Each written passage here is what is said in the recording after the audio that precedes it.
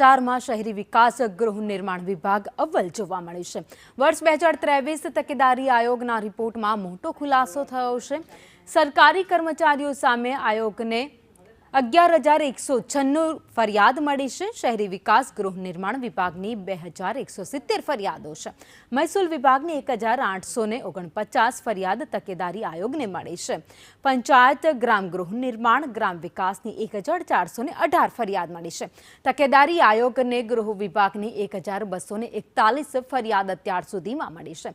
તો વર્ષ 2023માં શિક્ષણ વિભાગની 596 ફરિયાદો મળી હતી.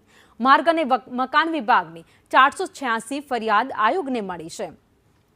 તો ઉદ્યોગ અને ખાણ વિભાગની 378 ફરિયાદ મળી હતી, જ્યારે સામાન્ય વહીવટ વિભાગની 360 ફરિયાદ મળી છે.